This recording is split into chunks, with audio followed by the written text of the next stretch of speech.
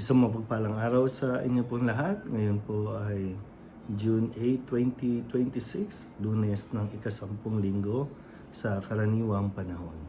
Ating pong unang pagbasa at pagninilay sa araw na ito ay hinango mula sa unang aklat ng mga hari, chapter 17, verses 1 to 6. Noong mga araw na iyon, nagsalita kay Acab si Elias na taga Tesbi. Isinusumpa ko sa ngalan ng Panginoon, ang Diyos ng Israel na pinaglilingkuran ko, hindi uulan ni hindi man lamang magkakahamog sa mga darating na taon hanggang hindi ko sinasabi. Pagkatapos sinabi ng Panginoon kay Elias, umalis ka rito at magtago ka sa batis ng Karit, sa silangan ng Hordan. Makaiinom ka ng tubig na batis at may inutusan akong mga uwak na maghahatid sa iyo ng pagkain. Gayon nga ang ginawa niya, lumakad siya at nanirahan sa may batis ng Karit sa silangan ng Hordan. Umaga't hapon, may mga uwak na nagdadala sa kanya ng pagkain. Sa batis naman siya umiinom. Ang salita ng Diyos.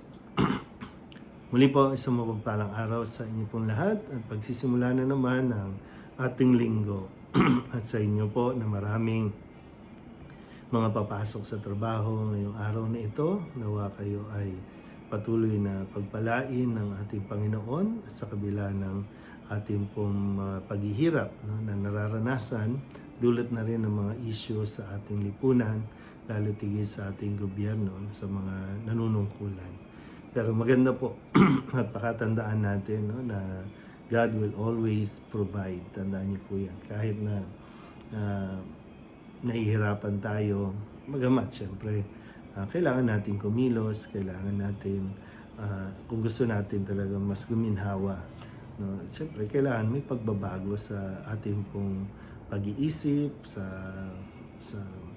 pang-araw-araw na buhay. No? Pero ang gusto ko lang ipunto na sa kabila ng mga paghihirap natin, yung patuloy na pagtaas ng mga bilihin, ng mga bills, yung inflation, ay kahit paano makita natin yung isang side na hindi tayo pinababayaan ng Diyos. Diba?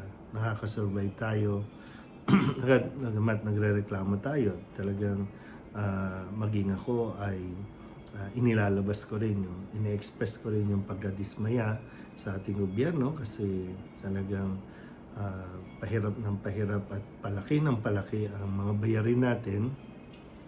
Padami ng padami din ang kanilang mga kinukuha, no? Na nilalagay, na sinisingil sa atin. Pero yung bahagi na kahit na ito yung mga nararanasan natin, nakakasurvive tayo, no? Nakakaraos tayo. Lumipas ang isang buwan, no? Yung month of May, matindi yun, no? Pero ngayon, sisimula tayo ulit sa panibagong buwan. Kung babalikan natin, talagang hindi tayo pinababayaan ng Diyos. Hindi mo rin maisip, no? Paano mo nalampasan yon? Paano mo nabayaran? Paano mo, diba, nairaos? Yan ay dahil din sa grasya ng Diyos. Gaya ng narinig natin sa unang pagbasa, diba? Ang Diyos din ang nag-provide.